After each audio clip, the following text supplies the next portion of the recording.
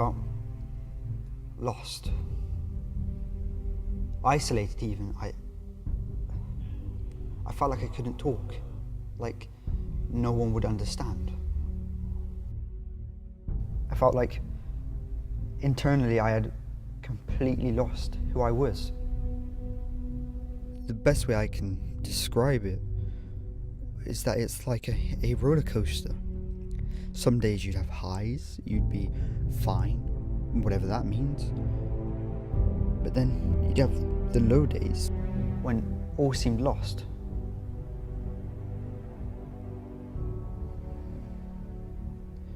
And during those low days, I had suicidal thoughts.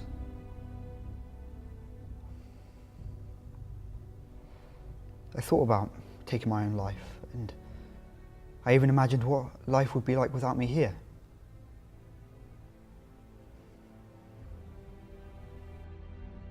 The funny thing is, I've never really told anyone in my life about these thoughts, or rather what I'd been going through. This documentary will be the first time truly telling the world.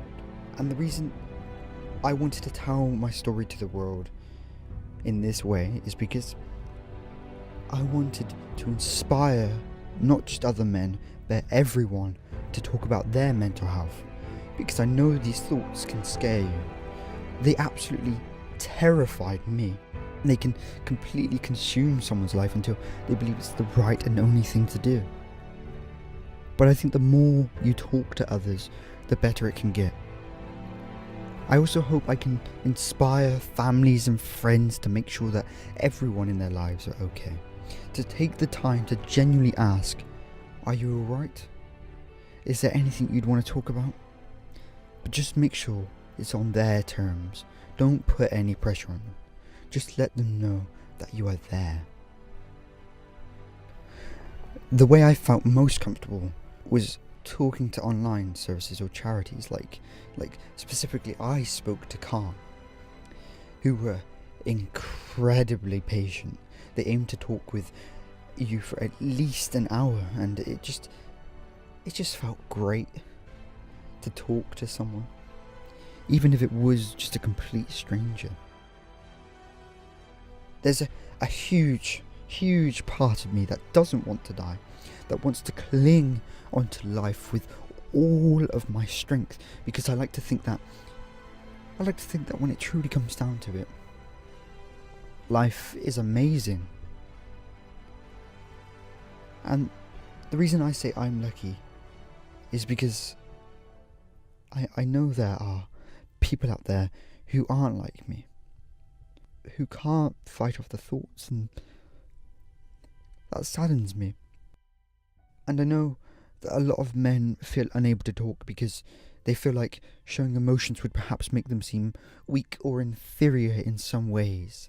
Men feel a pressure to always appear in control of themselves and their lives. They feel as if they have to put up a front because they feel ashamed of showing any signs of weakness. But I just want to say, it is okay.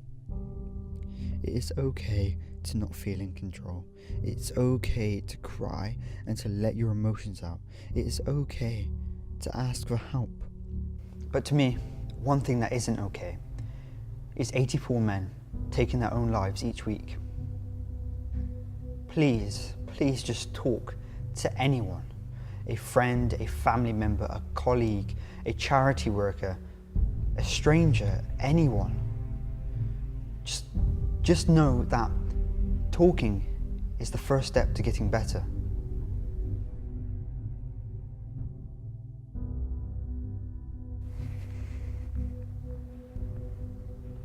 Ready? Yeah. We live in fear of the rules set upon us, yet those very same rules were set upon us by us. We are our own worst critics. We think every decision, every move, every breath we take must be perfect.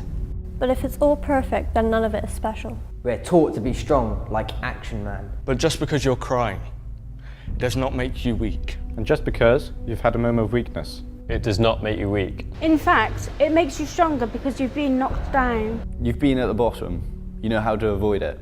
You know how to grow. Growing is a true sign of being a man. Growing is a true sign of being Human. Human. Human. human.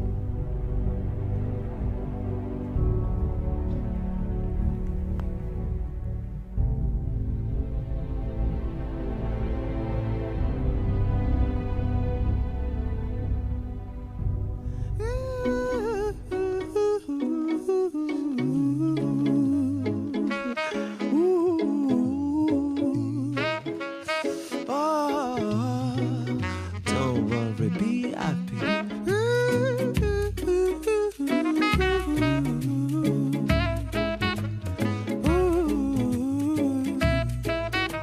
Yeah.